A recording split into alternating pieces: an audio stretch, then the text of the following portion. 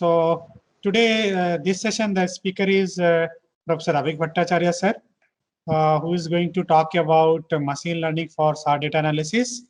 I request Dr. Ramesh sir give a brief introduction about Professor Avik Bhattacharya sir. Very good morning to all participants. It gives me great pleasure to introduce Avik Bhattacharya.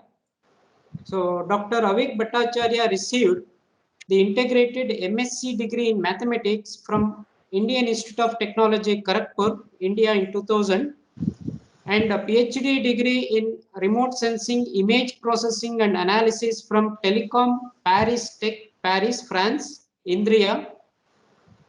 He is a professor at the Center of Studies in Resource Engineering, Indian Institute of Technology, Bombay, Mumbai.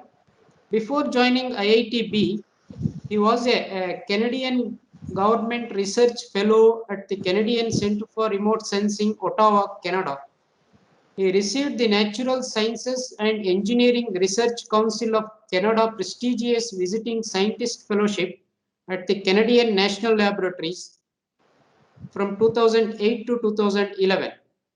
His current research interests include imaging radar polarimetry, statistical analysis of polarimetric synthetic aperture radar images, application of radar remote sensing in agriculture, cryosphere, urban and planetary studies. Dr. Bhattacharya is a editor-in-chief of IEEE Geoscience and Remote Sensing Letters. He is an associate editor of the Journal of Remote Sensing, a science partner journal. He served as an associate editor of IEEE GRSL from 2006 to 2018. In 2017, he established IEEE GRSS chapter at Indian Institute of Technology, Bombay. He was a guest editor of a special issue on applied Earth observations and remote sensing in India in the IEEE Journal of Selected Topics in Applied Earth Observations and Remote Sensing. He was a guest editor of a special stream in IEEE GRSL on advanced statistical techniques in SCR image processing and analysis. He was the publication chair of IEEE Geoscience and Remote Sensing in many conferences. I will list out only a few of them. He was also a chairman for the publishing conference in the year Big SAR Data to 2021, Synthetic Aperture Radar 2021. He is the scientific advisor on Earth observation at Cropping Technology Solutions Private Limited, India. With this brief introduction, I would like to welcome Professor Avik Bhattacharya to deliver a talk on machine learning for SAR data analysis. Over to you, sir. Thank you. Thank you, Professor Lal, and all the organizers for this invitation. Good morning to all of you. As the topic says, I've been talking about machine learning for SAR data analysis. In this school, which has been organized by NIT Surathkal in association with IEEE GRSS, you have been listening to a lot of talks, very interesting talks on machine learning, deep learning, from the very fundamentals to various applications. In this particular talk, in this next around 80 to 90 minutes, so I'll be taking you through the machine learning or deep learning approaches in a slightly different way for the synthetic aperture radar data, as my interest and my research interest is on SAR data and polarimetric SAR data. I'll be talking mostly from the physics of scattering, which we try to analyze or which we try to extract from is SAR data.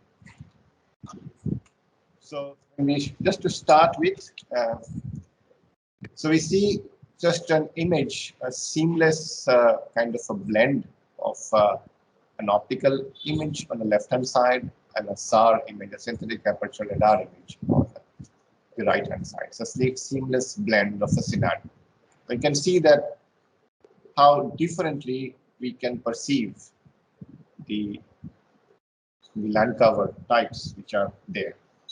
So totally different kinds of information which we can extract from a SAR image, which is not possible in an optical image. In an optical image, we extract a different set of information.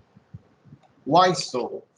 Because as we all know, that what we are doing is nothing but an interplay of the electromagnetic spectrum from very short wavelength to very long wavelength. As you can see on the top, we have the sensors which are working on active sensor, and the bottom one are the passive, which are because of the emitters. And we see that the radar sensors, they are all they are active sensors, and also in the long range, in the long wavelength range. So this is what is all about, utilizing the electromagnetic spectrum to infer different kinds of information from remote sensing data, be it optical or microwave domain. We go to the sensors, the microwave remote sensing sensors. We have the imaging sensors and the non-imaging sensors. Non-imaging sensors are the radiometers, which is a passive sensor. And we have the scatterometers and the altimeters, which are again the active sensors. We have the imaging sensors, which are the optical sensors, the thermal sensors, and final one is the radar imaging sensors, which we will be looking into more into detail over here.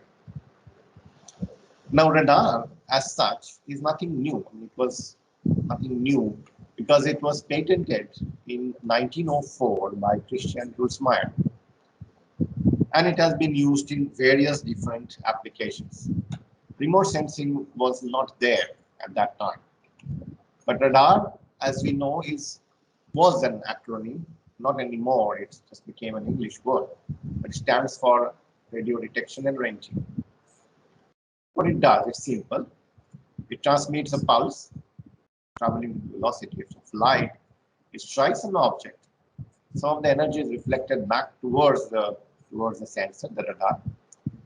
And this is exactly what we measure and is known as the backscatter coefficient.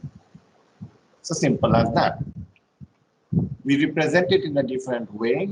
We represent it in a normalized, in a decibel scale. And it is nothing but the energy received by the sensor scattered by an isotropic sensor, isotropic target. And it can be positive or negative depending upon the radar. If backscatter is positive, if the radar is looking towards, energy is towards the radar, it's away from the radar, and so on. So this is what we actually measure as a backscatter coefficient, a normalized quantity. So utilizing this, you can roughly tell something about the terrain or the target which you are imaging. If these values are very high, maybe above -5 dB around, you could possibly say with some degree of certainty that this could be some man-made objects, some terrain slope towards rough surfaces and so on. If it is high within the range of -10 dB to 0 dB, you can say, well, it's possibly rough surface, dense vegetation. If it is like moderate, you can talk about agricultural thing. And if it is very, very low, below -20 dB, then you can say it's maybe smooth water, calm water, smooth surface road, because everything goes away from the radar. So this is roughly just the at the first instance, this is what you would think about when you get those information from radar. Now, in 1954, the patent of synthetic aperture came with Carl Willey when he was working at the Goodyear Aerospace Corporation. And that changed the scenario a lot. So it's independent related to the pulse radar method and apparatus, and is more particular to terrain mapping and moving objects and so on. With this, it started to have the radar geometry, unlike the one which most of you have seen in optical images, which is the Nadir viewing, radar imaging geometry is a side view. So you can see that the aperture, it flies in this direction, the sensors flies in this direction, and it images this way. It's a slant range, and this direction is the ground range. So you have the ground range, and you have the one in which the direction in which you are flying is the azimuth. So unlike again optical remote sensing or optical images, you have over here two types of resolutions. One is a range resolution, which typically depends upon the bandwidth of the received signal, and you can see it is given by nothing but speed of light and the bandwidth. This is the range resolution. But what is interesting to see is the azimuth resolution. It's something very different. And if you just do some simple calculations, some simple mathematics, it turns out to be that the azimuth resolution is nothing but half the actual length of the antenna, the along track antenna length by 2. So if you see very closely, these two resolutions are independent. One is dependent only on the bandwidth, and the other is dependent upon the length of the antenna. So this is very interesting. Now, what's so interesting about it? What's so special about it? Let's try to understand with a simple example with real versus this synthetic aperture radar. I have a real aperture radar. Then given some certain values that I have this my sensor flying at certain height, and it's looking at this direction and imaging. So if I just use the real aperture resolution, then if you see that it's a function of the height and the wavelength, and of course the incidence angle and so on. So if you look into that, it changes with the height, and with the height of this, which is actually where the satellite are, this resolution is in kilometers, which actually makes it totally useless for doing any sort of remote sensing. It's quite a coarse resolution. So is there any way out? And that's where the synthetic aperture radar plays a role, because if you again utilize them and try to find out, then you only know that the azimuth resolution, because the range resolution is the same, it depends only on the bandwidth. So what's different over here is the azimuth resolution, and in this case, you have the azimuth resolution to be only LA by 2, which is nothing but 5 meters, which is quite a good resolution to work with for remote sensing applications. And that's the beauty of utilizing the synthetic aperture radar, unlike the real aperture radar. So now we have the synthetic aperture radar with us.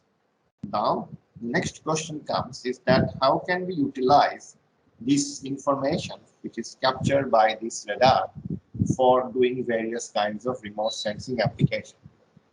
And as we all know from our high school studies, that one of these intrinsic properties of an electromagnetic wave is the polarization. So the idea is that can we utilize this intrinsic property of an electromagnetic wave to infer information or to extract information from these kind of sensor, or develop these kinds of sensors to extract information from targets, from natural or man-made targets, and then do some analysis or in terms of classification, or we can also go in the other direction of finding out some regression problem where you can estimate different forms of bio and geophysical parameters. So this is what exactly we do in remote sensing in general, and also in radar remote sensing in particular. So as we all know, I'm not telling anything new over here. As we all know that we have this is what we have as the polarization of the wave. The polarization of the wave is nothing but you have one of them. This was a movie, I suppose.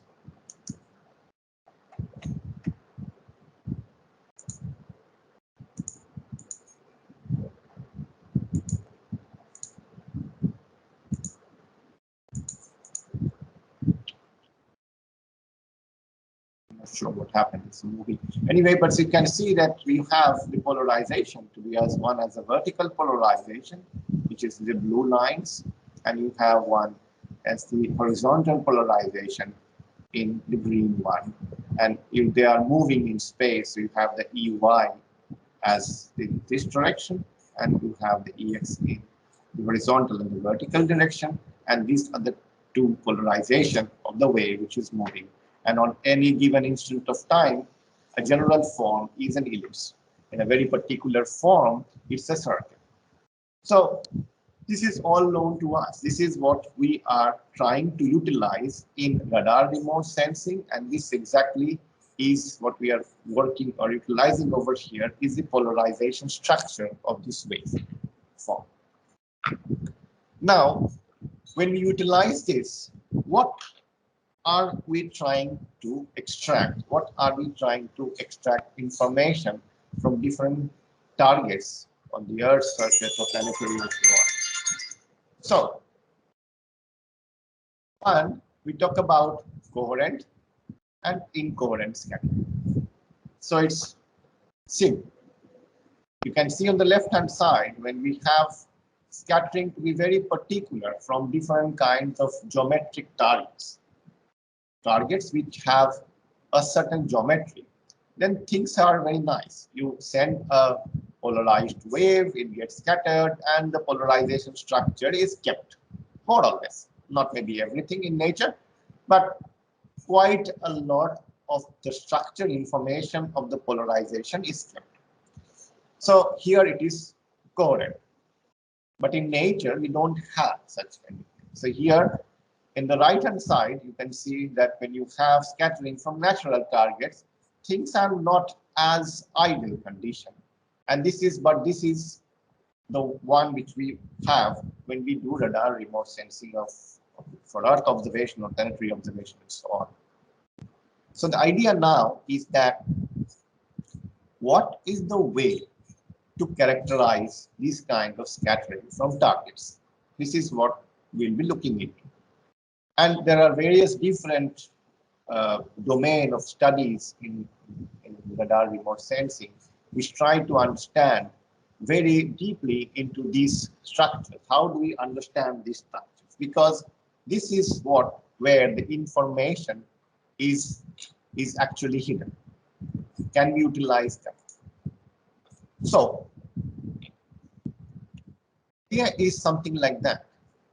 If I have a completely polarized wave, this situation which is very ideal situation, then what we call as a complex scattering matrix. It's a 2x2 complex matrix. Nothing. It's simple to understand. It's a 2x2 scattering matrix, and this is what is the information content of one pixel from this kind of a situation. But if your situation is something like this, then this situation, the wave is, as I mentioned, is partially polarized. So the polarization structure, which was there because the incident wave was completely polarized. What you have received is partially polarized. So that means there is something going on after the waves have hit the target. In this case, the wave is called partially polarized. Then this information which is used over here as a scattering matrix is not enough. Why? We can understand from the fact that we need an average information from here. So this is not the same as this. So you need to find out a different way or different description over here. So either things are coherent, very nice, or the things are incoherent where we need a statistical description of the data. And this is exactly what we talk about representation. This is important because we need to understand them, or we need to represent the data sets. Because without representation, you cannot move ahead.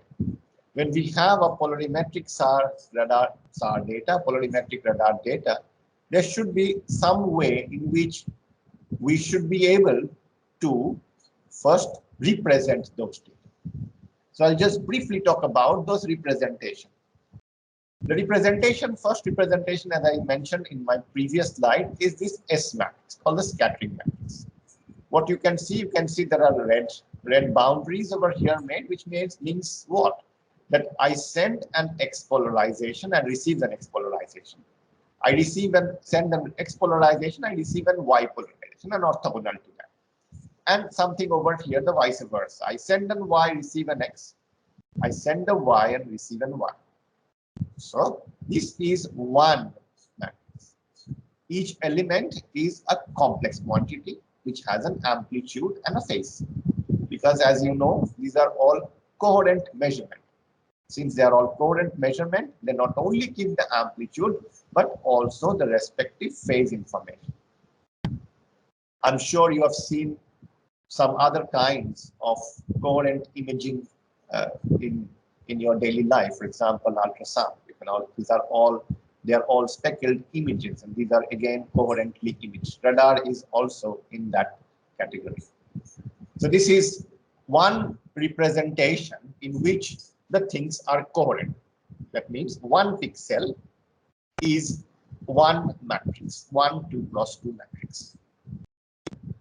But as I mentioned, things are not so in nature, so we don't have coherent. So we have to go through some statistical description of the data, which you all know, again, because you have been all working with this and every day, is the covariance structure of a data. You know what a covariance structure of a data is. So what you do, you find out this covariance structure. So what you do, you come from here, you come to this block, this blue block, where there are two different matrices, but both of them are covariance structure. But they have slightly different names because of the fact that we use different basis matrices to compute them. Don't have to worry about them at the moment. But just understand that here, if you see, I have these angular brackets, which means nothing but kind of an ensemble averaging I'm doing. Averaging over a neighborhood of pixels. So this is the information which you have in terms of covariance. And this covariance structure is all known to you because you have been utilizing covariance structure for different applications in whatever domain you are working in.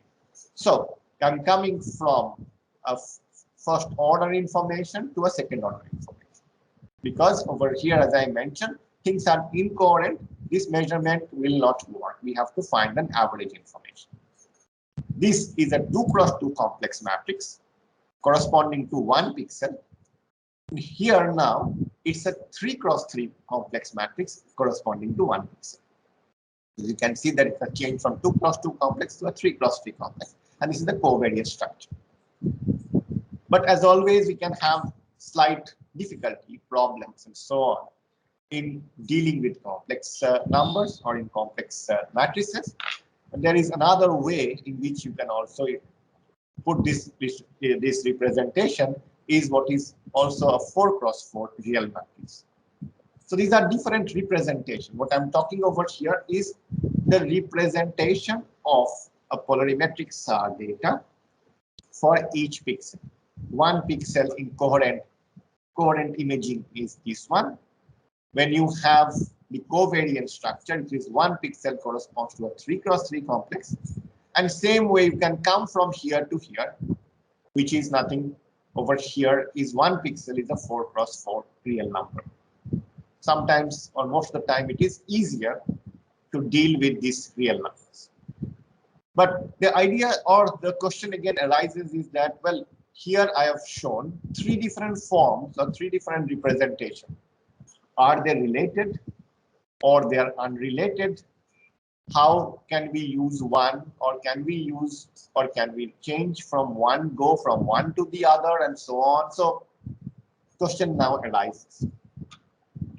So the answer to that is, well, I have these representations of a polarimetric SAR data for each pixels, in which the center one is the first order information when things are coherent.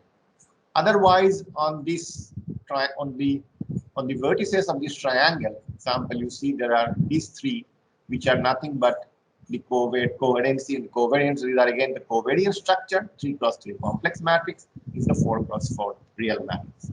And there is a simple way to just go from one to the other. It's just an unitary transformation. So that means you are not changing the information content, but you are just changing the structure of the matrix. But the information content is intact. These green ones which shows. But if you can see, there are also these red dotted lines over here, dashed lines, which means that I cannot go back from here to there. So this back movement is not possible, which is again intuitively obvious because of the fact that once you made this averaging, there is no way you can find a single target, because this is an average target. Think of it as an average, because you have averaged it with neighborhood pixels information. So going back to a single target information is not possible. So this is why these are red lines. So this is the representation of the data. So in everything what we do after this is we utilize one or the other. We utilize either the T or the C or the K. We will not over here use this S matrix for the time being. So that's why it's important to see that this is a representation of polarimetric SAR data, where one pixel corresponds to this kind of a representation of the data. Next, try to look into how these images look like. I've not shown you any images till now. This is the Google Earth image, an optical sensor of the San Francisco Bay Area. On the left-hand side is an optical image. The right-hand side, this is the false color composite image of a SAR data. The false color composite, the RGB, has been created somehow. How? We'll go to that later on. But this is an RGB image where you can see clearly that the colors R, G, and B corresponds to different areas, different terrain. The water body over here is blue. You have the natural areas, the green, and the urban area or the man-made areas over here. Not only urban man-made structures are reddish in color or pink in color. Right? This is the first instance of having a look at a polarimetric radar image, and we name it as what is called as the Pauli RGB. RGB is the channel, and Pauli came from just the transformation. So don't have to bother about it at the moment.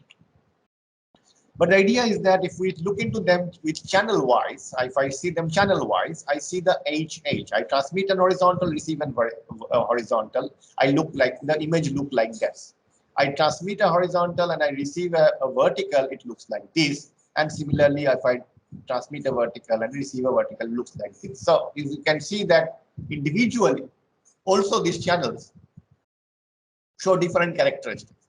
But if you see the HH and the VV, maybe it's not that different or not apparent in terms of the information content. So the idea is that, can we utilize them in a better way where we can combine those channels and so on?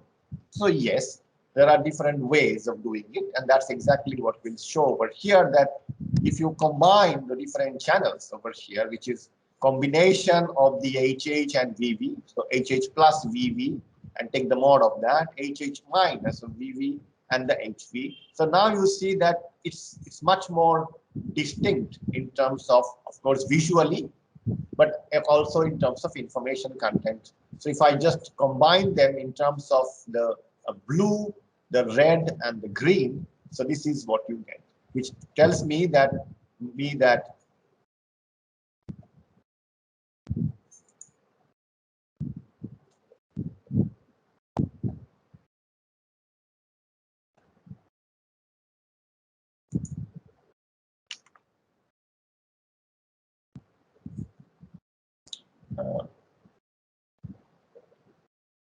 Is my slide visible?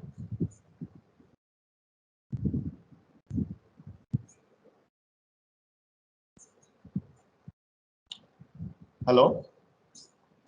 Sir, visible, visible. Okay, thank you, thank you. There was a problem over here, slide. Okay, thank you very much. So this is what you have in terms of each individual channel-wise if you just mix them up. Now, till now, I have talked about mostly the SAR images, polarimetric SAR images, the representation, how they look like in terms of channels. Now, let me now go into how to utilize them. So first, I talk about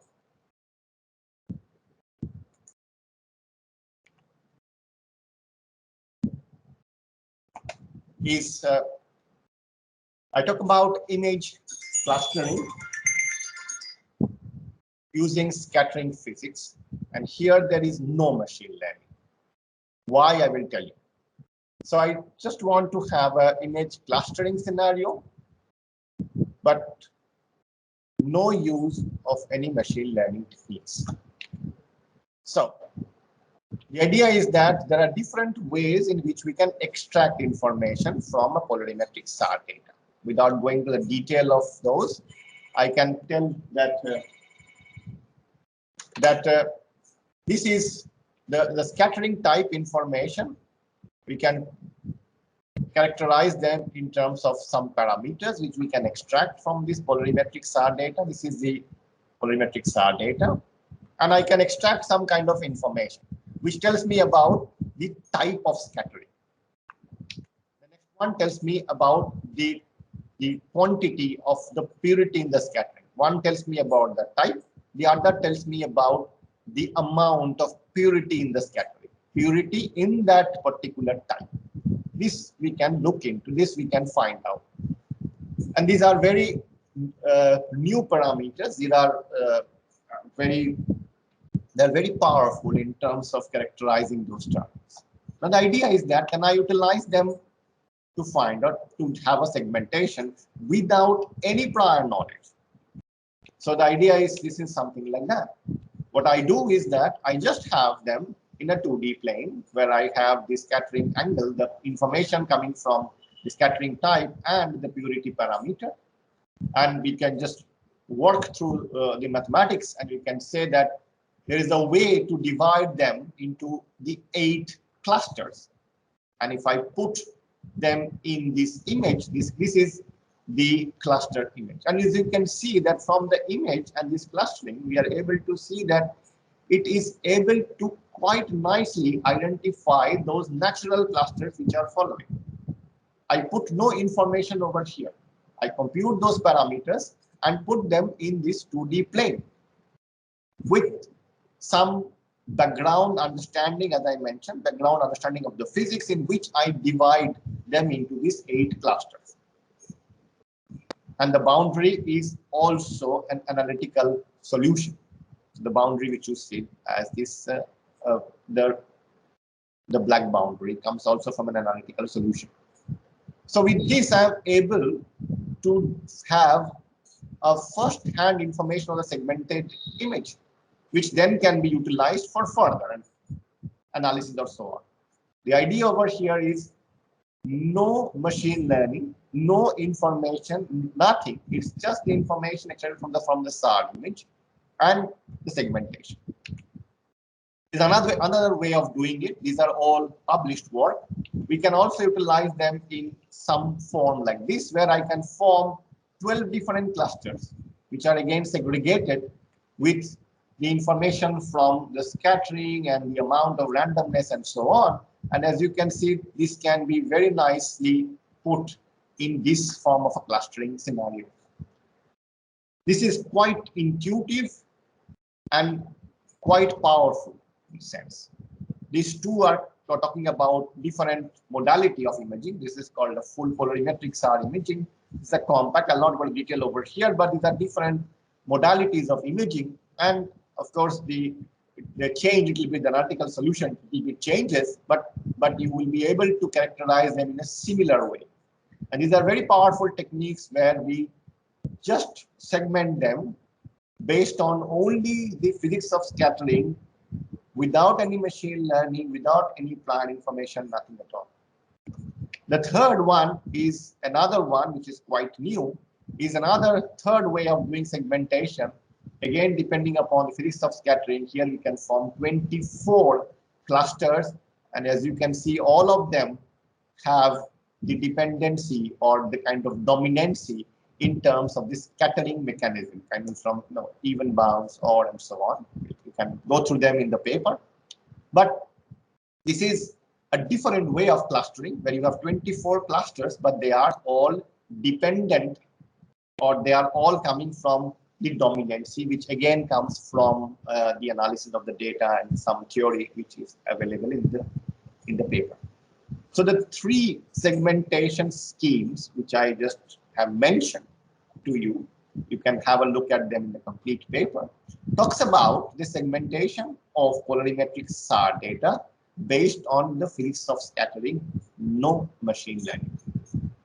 And this is what we intend to do mostly because we are dealing with data, radar data, or in fact, it can be also coming from other types of sensor. But in this case, it is polarimetric SAR data, where the information is mostly can be attributed to the physics of scattering. So my main idea is that, can I utilize that? I'll come to that in more details. Next, we talk about machine learning and its application for Earth observation. Here, I'll be talking about some of the applications, mostly the applications. I'll not go into the detail of those methodology or the fundamental of machine learning or deep learning. But here I will just talk about the ways in which we tend to use polarimetric SAR data in the domain of machine learning and deep learning. So I'll just give you another way of looking into these things. You already have seen wonderful lectures, and of course you'll be seeing some great lectures on the fundamentals of machine learning and deep learning. Here is another way of how you can take them and utilize them in the domain in which you are doing your research. In this particular domain, it is radar remote sensing or radar polarimetric remote sensing. So I'll be talking about this machine learning and its application for Earth observation. Before I move into the applications, I like this one very much. That if all you have is a hammer, everything looks like a nail. Which means that it is not that always it is you have to use any given machine learning or deep learning technique because you just know how to use that, or you know how to program it, or something is available with you. So it's not that, and I always tell that to everyone. So the machine learning mind map, as I use it, I tend to forget. So when I use it as a machine learning, I use it as a mind map, and I'm sure all of you knows what a mind map is. Just to remember those things, where there could be many more you can add and make this mind map bigger and bigger, of course, but just for the sake of just to have those essential ingredients over here, I just put them as a mind map. So you have on the left hand side, you have the more classical machine learning techniques, the more classical is what has been there for a long time, people have been using. On the right hand side, on the green, are the recent ones, or mostly the recent one, may not be everything over there, is the machine learning, deep learning. So I just try to put them in one slide to have a mind map so that it is helpful for me to remember doing. Let's try to see from a classical point of view in terms of ensemble methods and so on. So there are many different ensemble methods which you all know, from decision freeze to the XGBoost, extreme gradient boost method. So I'll just be talking about these two, of the random forest and the extreme gradient boost, and how we utilize them. It's not what is there, but how we utilize them for a particular application. And this application was, in our case, for agricultural application, crop type And data is what we have over here at the bottom is the data product which we have from polarimetric SAR data over agricultural area, both in Canada and in India. So the idea is that utilizing polarimetric SAR data and utilizing this conventional or the traditional machine learning technique, which is random forest and extreme gradient boosting, can we utilize them for classification problem? But again, as I mentioned over here is what are we using? We are using over here, this bottom guy over here, as I mentioned, is the Kano matrix, is the representation of the data. One pixel is this element, where there are 16 elements, a 4 cross 4. But since these sensors are monostatic sensors, so they transmit and receive the same place, and because of some symmetry, this is a symmetric matrix. So only the upper portion, the upper triangular matrix counts. This is again similar. So if you see, there are 10 elements over here, and each of these 10 elements have some physical meaning. So I'm going from understanding the data sets first, and then utilizing them in the context of the machine learning. Here it is, as I mentioned, it's random forest and so on. So the idea is that what I'm trying to understand is that I'm trying to utilize the each and every elements of this matrix, which are nothing but features over here, for different kinds of crops, and trying to see if they are meaningful in the sense physically meaningful. I can even use any method which will extract some important features with some method, some technique. But are they meaningful at all? Are they meaningful physically at all? So my idea is I'm trying to infer them a priori, because I know what these parameters are, what these elements are. I know the geometry of the crops depending upon their phenology and so on. So I have a domain knowledge. So utilizing them, I'm just trying to see whether they make any sense or not. Because as you can see, for this area where it is Vijayawada dataset, which is have only rice, and otherwise in the Canada dataset where they have multiple crops, things are quite different, not the same. So they have different characteristics, and that's true because the interaction of the targets, because the crops are different, the targets are different, the geometries are different, and so on. Many things are different. It's a complex function of the things. But when I utilize them in the random forest and the extreme gradient boost, I try to see, of course, the classification percentages, the numbers, but also try to infer why those numbers are there from the understanding of the parameters. So it's more the domain knowledge understanding. The representation helps us in understanding crop geometry, orientation of the crop, orientation with respect to the radar line of sight. There could be row structure. We use the day-wise and the time series, and since we have utilized them, we can find any intermediate phenology stages. And so this is what the idea is, that I am utilizing a data set which is giving information of scattering mechanism of the physics of the thing, and then I'm utilizing the conventional setting, in conventional machine learning. Now, if I go into more higher level of understanding, then how things are related. AI, machine learning a subset, deep learning a subset. Yes, we know that. This is multi-layered model, representation of data in multi-level of abstraction. But it may also can think about in a different way that machine learning definitely helps develop AI. However, it doesn't necessarily have to be developed using machine learning. Abstraction, some kind of an abstraction. The things can change. You can think in a different perspective. But although AI makes, also machine learning makes AI much more convenient. So another thought process. Utilizing them, you go to deep learning. We all know about them. There is nothing new to say about it. It started with a neural network kind of thing which was an hype in the 80s, and then it slowly decayed. And again, it resurfaced with this deep neural network architectures and so on, where you have multiple hidden layer, hierarchical representation, and so on. It has been utilized now in all domains of science and engineering, and of course in remote sensing, which we are working. Always question arises, how many layers we consider? Is there a deep learning apart from neural networks? When do you need deep learning, and so on? Well, there are many questions, answers are not always clear and apparent. But what I want to say over here and emphasize over here from this context is that deep learning with physics, because of the fact that we over here are doing remote sensing.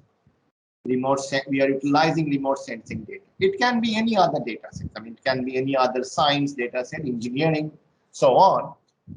So the domain knowledge plays a very important role.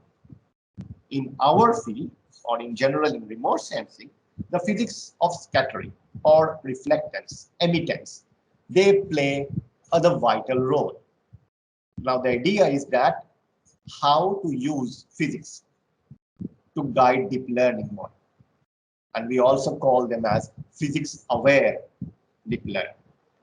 So there are two ways in which I can think of where you can utilize them. One is physics engineering using feature engineering using physics-based model. So you have the data, you have some physics model because you know the process, you know the background physics, you know the background model because of the research which has been there in literature. It's not something new. There has been literature which has been talking about the fundamental nature of the domain in which you are working. So the idea is that can I utilize those because there will be an understanding of those features. Because once you've put those data into your system, which is a deep learning network, something, everything from there on becomes a black box. You don't know what's going on because there are non-linearly transferred. The input get non-linearly transformed, and the physical meaning is actually is not there anymore. It becomes in a very different abstract space. The idea is that can I utilize them, make them, I mean, with a physics-based model, and then that can be input into the model for prediction or whatever you are doing after that. This is one way. The other way would be a little more challenging, but it's kind of can be done, is that you utilize the data and utilize a physics-driven loss function. You use so many loss functions, which is important. Now, can I use a loss function which is attributed to the physical inconsistency of the model? And if you can devise that, and that will be one way of introducing the knowledge of the domain into this.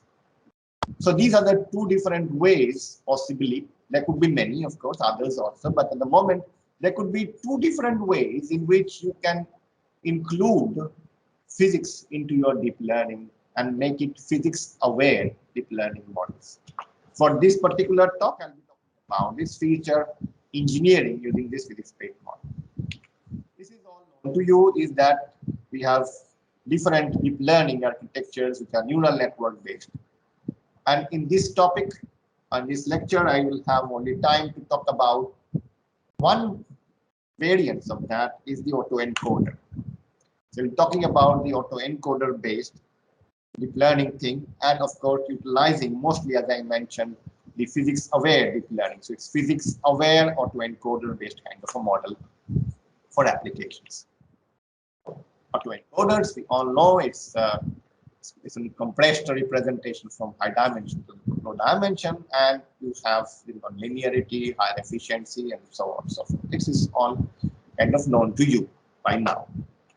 What it does, it's simple. You have an encoder and a decoder, and you have the input, the recognition, and the related variables, which are then taken out for for all the studies, and then you have the decoder and it gives the output and so on. So the loss function is a reconstruction loss function, and a regularizer, which is nothing but a divergence measure, in this case a pullback limited divergence measure. So that's a simple fact. Utilizing them, let me try to go into the applications. First, talk about R1 classification. It's very much important, as we all know, that it's increasing and increasing drastically more. So the idea is that how can we utilize remote sensing, polarimetric SAR data, and also the physics aware information in this context. On a very nutshell, the idea is that I input my polarimetric SAR data. So these are the channel information, HH channel, HV, VH, VB, and so on. I do some pre-processing. What is that? I'll talk about it.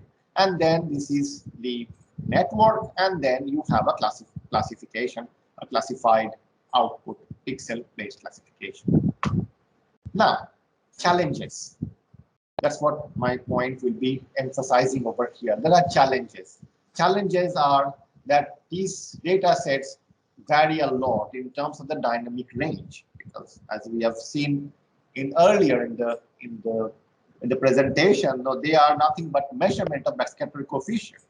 And with this upcoming new sensors, their dynamic ranges are very, very large. It can go from -45 dB to 0 dB. You can see it's quite a large dynamic range. So we are compressing the feature space using deep learning.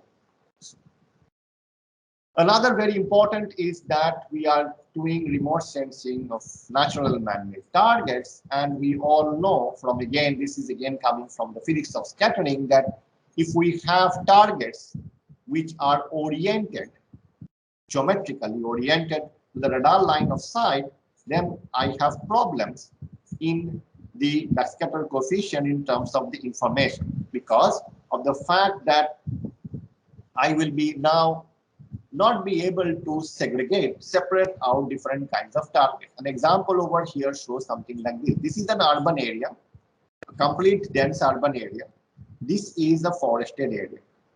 What you see over here on the first look of this RGB image, they have the same color, green, which means green is associated to mostly to areas like forest and agriculture, because they give more of cross polarization. Cross polarization is an attributed to natural target, which means that this is a natural target for sure, but this is not. So there is a problem in the interpretation. It's a misinterpretation if you just see the data, or if you just give anyone this data and you try to put them through any machine learning algorithms, any technique, this class will be the same as this class. So it's wrong. Whereas this is something, this one is similar to this one, should be, but you see there's a difference. Because again, because of the orientation problem. This is a geometrical problem which happens. And this is very true and very, very difficult to tackle. So the idea is that, can I take this advantage and of this phenomena, which is known phenomena, and generalize the training? Well, possible, maybe, may not be. Another one is that this data, as you have seen, is that these are all complex matrices, as we have seen before. So the representation comes in terms of a complex matrix. And then, as you know, that we're doing such operation like backpropagation and all, sometimes may not be guaranteed to be analytic. So is it possible to use now a real valued matrix, which I already have mentioned in my slides? So the idea is that there's a problem in the data representation itself. So these are very, very challenging things which we come up. And so the idea is that utilizing this information about the geometry, can I make a synthetic urban targets? I know that because of this geometry of the urban target, I get problem. The problem is that I'm not able to identify if there is a misidentification. So I try to simulate targets because I know this is there in nature. So what I do, I take a target and I try to rotate it with all possible direction, and I make this as my database, which is a simulated target database. And I can utilize them because I know this is a geometrical problem from the domain of the physics of scattering. So the idea is that I take this input data, I make a generalized urban target database. I used the unsupervised optimal feature extraction kind of thing, and then I do a supervised classification with just an MLP. Simple as that. This is the idea. I create an urban target. How we can see in the paper, this is not very difficult to understand. I create this urban target, and from here I take this representation, which is this the code in the autoencoder network. I take that out and I utilize them as in an MLP. I just take them out and utilize the MLP to make a classification. But the point over here is, again, I know these data sets are coming from a SAR data. So apart from these features which have been extracted, utilizing a network, an autoencoder based network, these are abstract images, these are abstract features. I don't know what they are. But can I also introduce some known feature at this level when I'm doing the classification? And this could be some other features which are coming from a different set of information. What are they? So for example, I just take out some of the node information. I try to see whether it is able to learn anything or not. Because over here, these are optimal features, but these features are abstract. I don't know what they are actually. Here I knew what I'm doing, but as soon as I'm here, everything is now in a black box. So I try to pick up some information and try to see whether I am able to get information of this target or not. And excitingly, yes, of course, in few of them, I'm able to see that I am able to get that information of the target, which is over here in the urban area. But in some of them over here, well, it doesn't say much about it. So some of them have information, some of them are not, but it looks like there is an abstraction, but it's not very clear always, which is obvious. At this moment, when I'm doing classification, so apart from inputting this feature, which is coming from here, I'm putting new features, which are nothing but some kind of a texture measure, which comes from the statistical information of these images. Because the SAR data, on one hand, contains the information of the scattering information. On the other hand, it is also rich in the texture information, and which can be estimated. And these are the parameters which are estimated from the distribution models of this.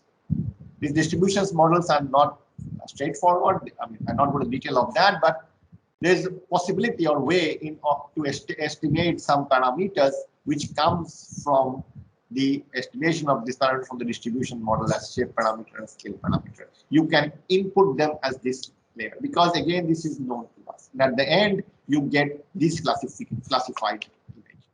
You can see this is what I was mentioning. You get information from this kind of thing.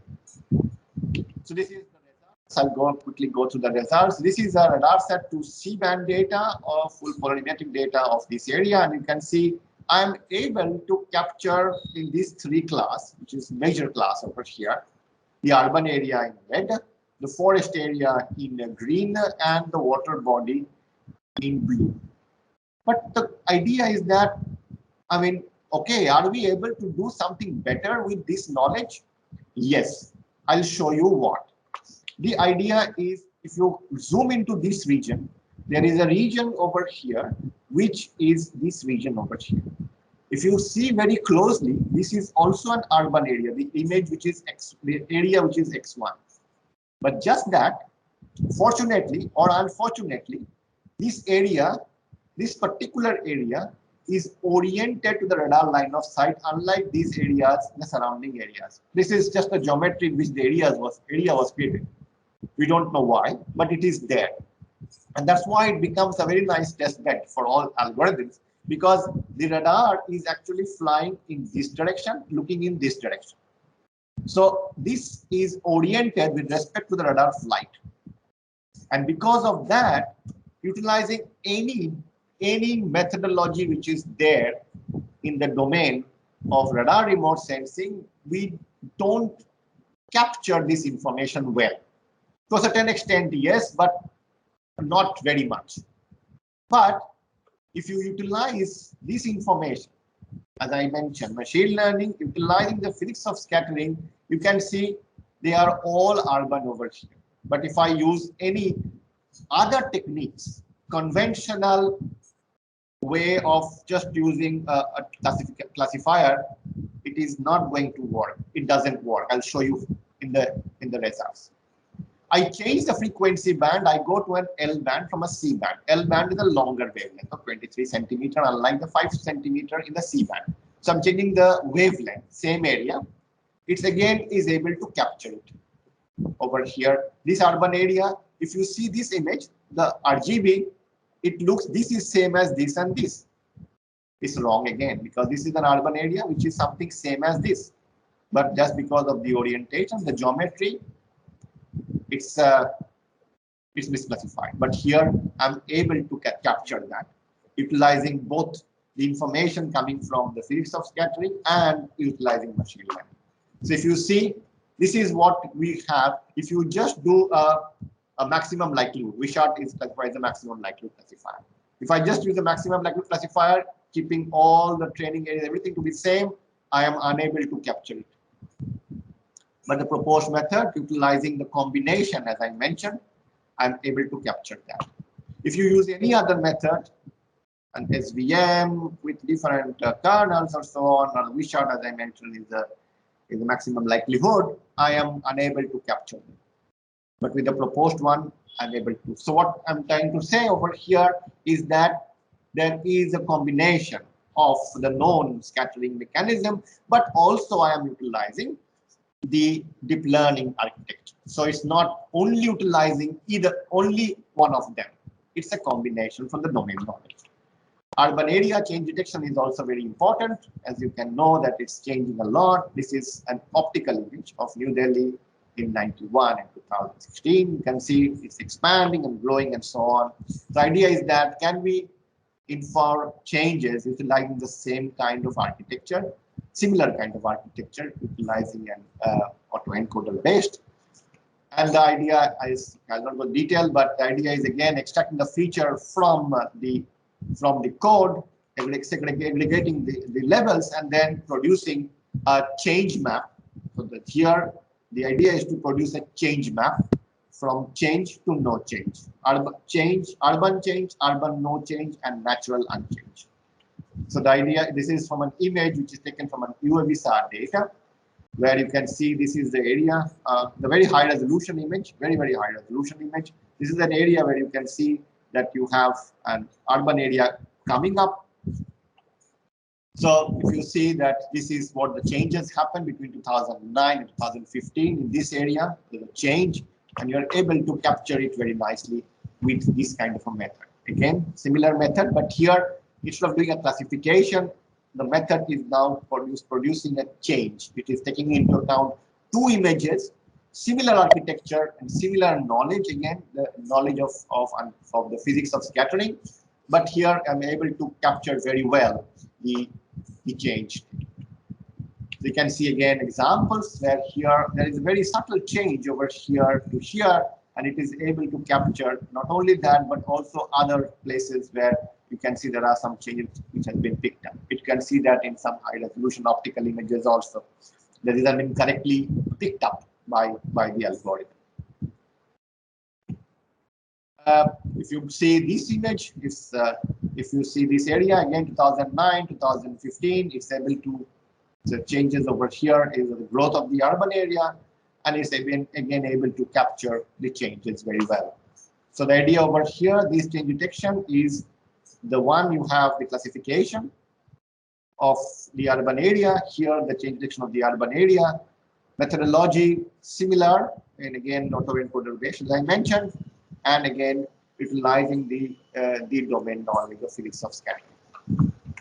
But the next one is the multi-frequency analysis, where we are talking about the utilizing of multi-frequency data set for clock classification. Why it is important, as you can see in the image over here, that the different frequencies, so different wavelength, short wavelength to a long wavelength, have different kinds of scattering.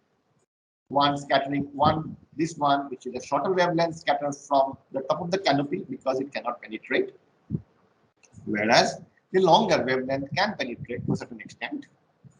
And then you get the scattering mechanism, or what you get the information output. Information is information from the entire structure of this. So the information is different from here to there.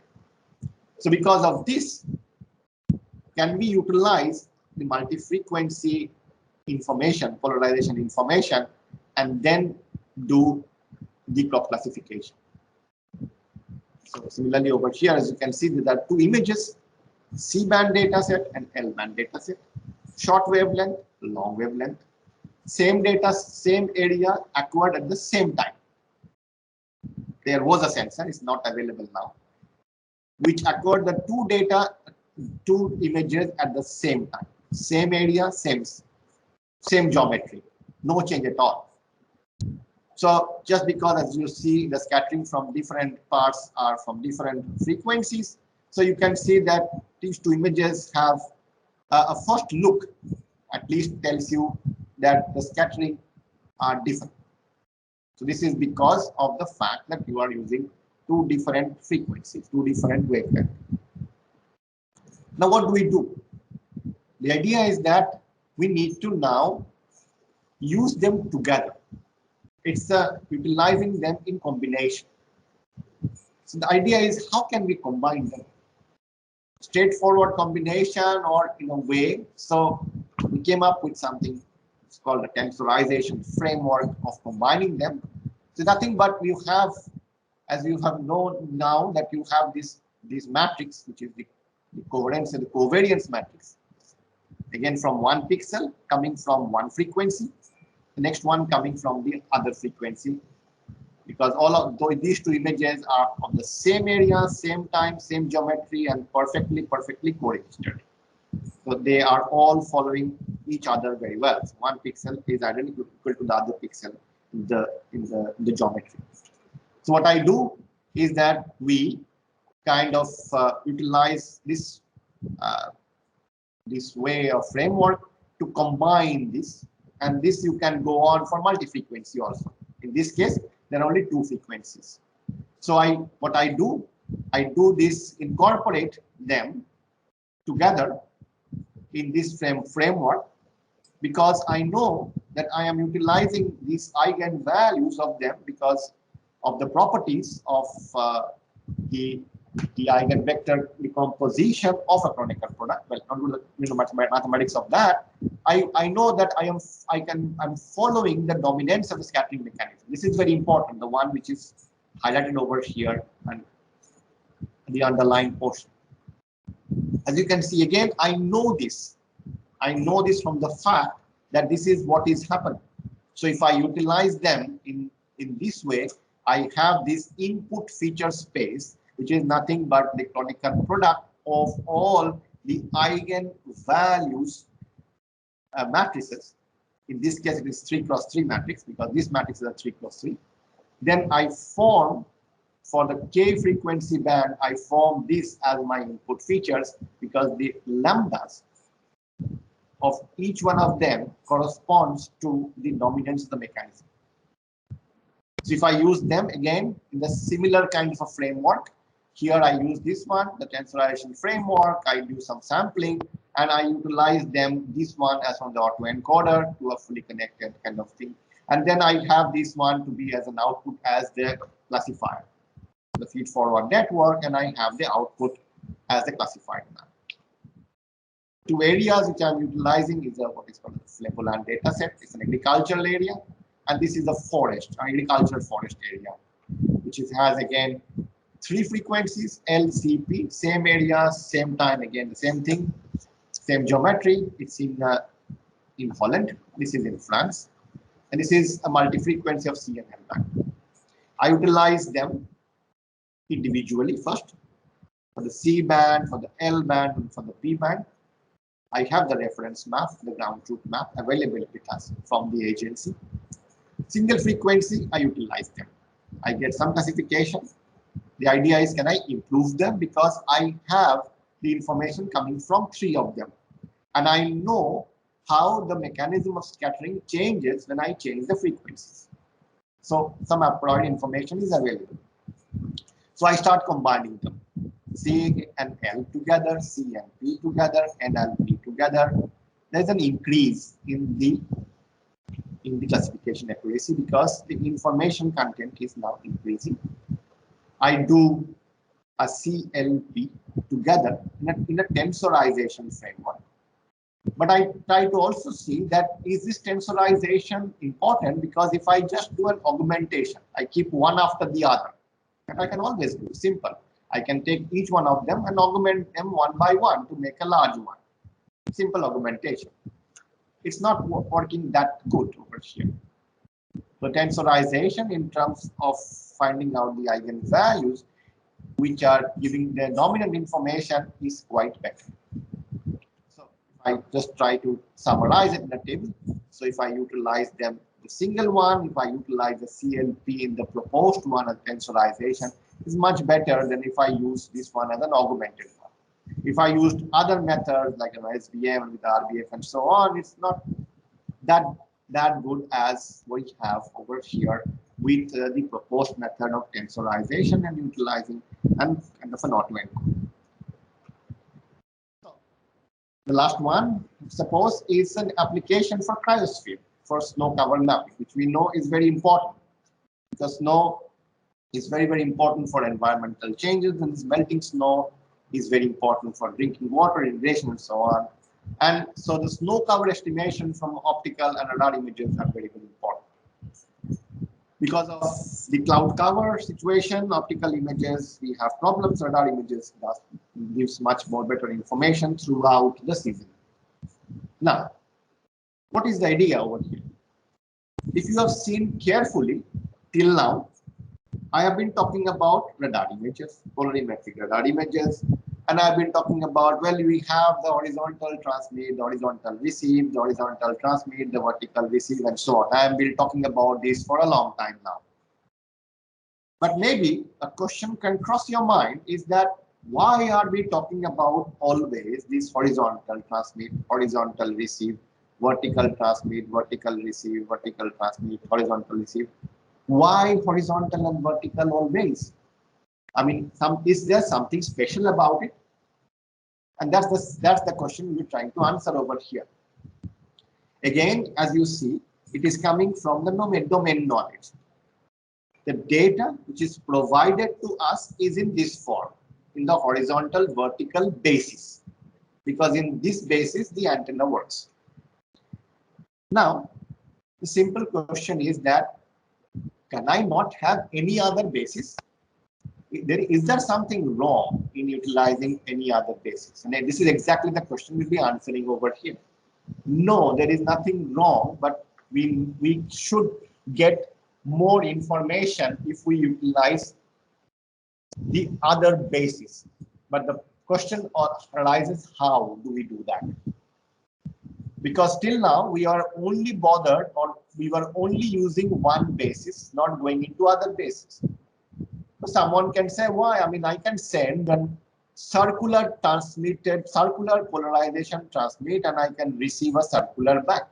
Of course, you can. It is possible. Any other polarization, sending an A polarization, receive an A back, sending an A, receive a B back, all of these are possible. So the idea is that, can we utilize this measured data and from there simulate all the data in all the other bases? This can be done because the full polarimetric data sets allows you to do that, because you are measuring the full vector nature of the wave. Hence, you will be able to measure all the information. You can change from one to the other. So if I utilize this aspect so that I can change the basics, so that now I make my the data, the input feature, a bigger bag now. It's not only now H and V, but it's many other bases, as you can see over here. As any other basis I can generate. And this is exactly what I use. Again, I take this as the initial one, I transform this basis. These are nothing but simple transformation, simple unitary transformation. They just change the way the data is represented. Information content is not changed as such. So if I utilize them, I get a collated polarization basis transform information. How? Forget about that at the moment. But this is a collated information, and that I use as a feature vector. Initially, what I was doing, I was having only the information in terms of H and V. Whatever I was having over here, I was utilizing them outside with something more. But here, I change it over here itself because I know that this can be done. So if I utilize this information again for a snow cover, this is the area of Manali Dhundi. So this is where Manali is over here, just missing the boundary over here. This is the footprint of the data set which we have acquired in 2015 and 16 and so on. This is very high altitude area. The altitude is increasing from 2000 to around 3000 meter up till here. These are very high peaks over here and mostly covered with snow during the winter season of February, March, April, and start melting in June, July, July, August is melted. If we see the radar data, radar set 2 data, the false color composite as I made before. This is a Landsat data set over the area, and this was only one data set which was available during the acquisition time, because all other time it was cloud cover. It was not possible to get any optical image, so we could get only one data set over here. The idea is that can we utilize them to see how the changes happen if there is snow and if there is no snow. Here, this image is of March when there was snow cover. I try to, before I move on to actually find out snow cover using deep learning, machine learning technique, let me try to understand what is there. So I try to see some mechanism of scattering, and I see, well, there is a mechanism of scattering which is called the volume scattering. But when it is of August, mostly the snow has melted, except for few very high altitude area. Everything else looks like an odd bounce. That means it is something like a surface. Over here, it is the snow volume. The scattering is from the snow volume structure. Here, the scattering is from the surface. So without going into detail of that, at least you can appreciate from these two that the data itself is giving you information of the mechanism, and the changes also can be very well attributed with the mechanism itself from the snow cover, when there is a snow cover or the snow has melted. So utilizing a priori information, again, I try to find out the snow cover, snow, non-snow. I mean, it's black or the other color. So it's snow and non-snow. This is a reference map which is done from an optical data which is available. So you can see that if I use all these bases, all the bases as I mentioned, not only the H and V, but any X, Y, Z. I take all of them together in my bag now. If I utilize all of them, then my overall accuracy is this. Now, if I take only a subset of them, I take only the circular polarization, I take the linear polarization, so on. I start taking a subset of them. If I take subset of them, you see how it is drastically decreasing. That means it is unable to capture only utilizing a certain polarization. Here and here is bad. It's much better when I utilize all of them, because that means only a particular polarization, in this case was we are talking about all the time was H and V, was unable to capture this complex interaction of the radar wave with the cryosphere over here. And if I go on to show the percentage of coverage, same thing over here, but in terms of percentage of coverage, I am doing quite well over here. The NDSI, which is the normalized difference snow index, which is the one widely used in the optical domain for finding out the snow cover, and I would say this is the best possible you can have. The NDSI is the best possible way to measure the snow cover, provided you are able to acquire data. There is no snow cover, and we are fortunate to get on only one date. And if you can see that it is much better, and as I mentioned, this is the best way to compute the snow cover map. But over here is not too far, it's good enough in that sense if I utilize all the polarization information. So the idea is that I use the classification, I use the pulsar data, I use the general polarization representation in all the bases. Chi and psi are the basis changes over here, and then the feature vector, and I do the classification and output. So over here is the idea that I know that the scattering from different aspects, from different targets, works in a different way. The rest of the thing is you use an AE with an MLP, you use just an MLP, you use an SVM. So the idea is that to see if I use an AE and an MLP, if I don't use an AE, I only use an MLP, or I use the traditional SVM with a linear the kernel, what happens? Well, this is the proposed. That means with an AE and an MLP, it's quite good. I don't use an AE, so I just use the feature as it is, without going through the code, through the AE structure where I utilize the code. So there is no nothing, no deep learning. So just utilizing the feature as it is, not so good, quite little less. And if I just use a traditional one on SVM with just the features, okay, it's worse than the rest of it. Here it shows that, well, I'm able to utilize all, if I use all of them, I use the circular, I use the linear, so how things are changing, just an overall result.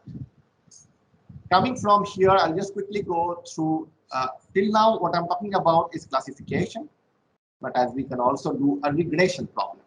And here we try to do a regression problem for estimating plant area index with biomass utilizing SAR data. So this is in terms of agricultural application.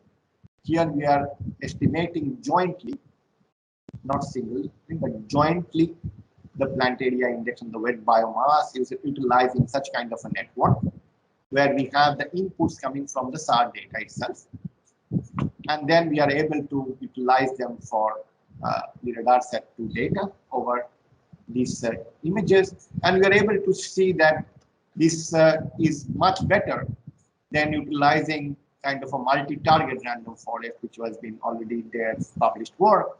And our method, which utilizes kind of an encoder-decoder way, but also it tries to find out jointly the information of these two biophysical parameters. Because as we know that somewhere they have an interrelationship. They are not independent. Different crops, well, they vary in a different way. It's not easy to have an analytical way of finding out them, but we know there is a relationship. They have an interrelationship between them. So we are keeping those interrelationship intact, utilizing this method. So if you want to know more, you can go to the paper and see that we hold the interrelation between the input features, and it's been flexible for any kind of crop. And this is the way we can also go from a classification problem to a regression problem. So before finishing, I just talk about what is in the future. The future is very bright with all these different polarimetric sensors coming up. And the very recent future, ALOS 4 from the Japanese space agency, JAXA, Sentinel-1A and 1B dual polarimetric SAR data is already available. 1C and 1D is coming. There will be the ESA ROSE-L mission, or the L-band mission. We will have our own NASA ISRO coming up.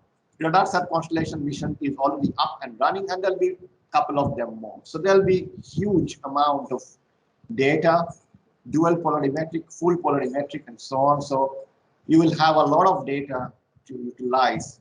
The idea is that how now you try to utilize them. The next, of course, this huge amount of data, this dense time temporal series will now have to be utilized on cloud. You have to utilize a Google Earth Engine cloud, Amazon-based cloud. There is something coming up. It's already there called the MAP, which is from ESA. You can have a look at that. We have given some new products, which is also from the dual polarimetric SAR images for agricultural application. This is available on the URL over here. You can have a look at it, play around with that, and you can all have it on the Google Earth Engine. You can utilize those data sets from there directly. These are all freely available, and try to see how these parameters, this dual polarimetric parameters, can be utilized for different clustering problem. You can just see how they can be utilized for different clustering problems. You can form this analysis ready product of PAI and bioweight biomass. There has been something to be available soon available. So in summary, what I wanted to talk about over here is that the utilization of polarimetric SAR data, utilizing more of the knowledge, because the representation, as I mentioned, of the SAR data is very vital, which will then be utilized. Precise domain knowledge is very, very important for applications, because here we are doing remote sensing. These data sets, when they are properly represented, have a quite rich domain knowledge. I talked about mainly over here machine learning with physics, or physics aware machine learning, because I would like to have a tractable feature engineering, and if possible augment the standard loss function with some term which is derived from the physics knowledge. Understanding the complex representation of the SAR data, which is what we have seen in this autoencoder based architecture, where we take these codes, which is nothing but the complex representation or an abstract representation of this data. So it will be nice to understand them, take out. I know maybe all the time it may not be possible to do that, but it would be nice if those can be inferred in some way or the other, because these are important, where these are utilized for classification and regression problem. So they have meaning. They may not have direct physical meaning. They may have meaning in an abstract domain, but many research are underway in this direction, where this could be more precisely understood.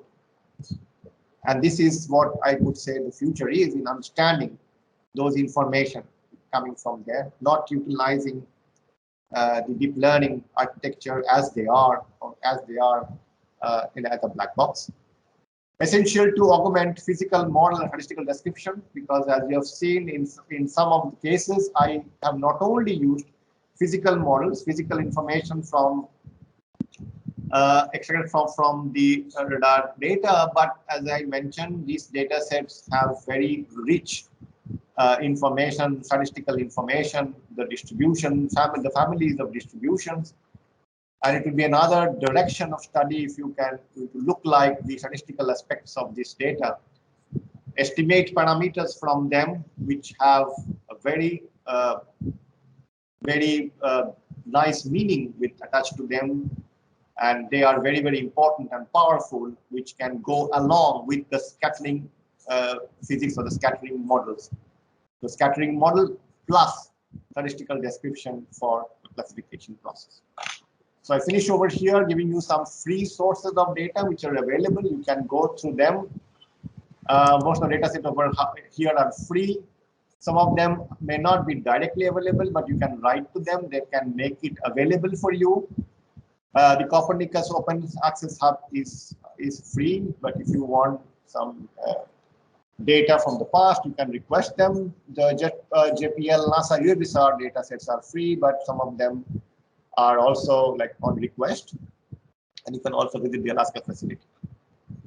So thank you very much for your attention, and I can take some questions if time permits. Thank you very much.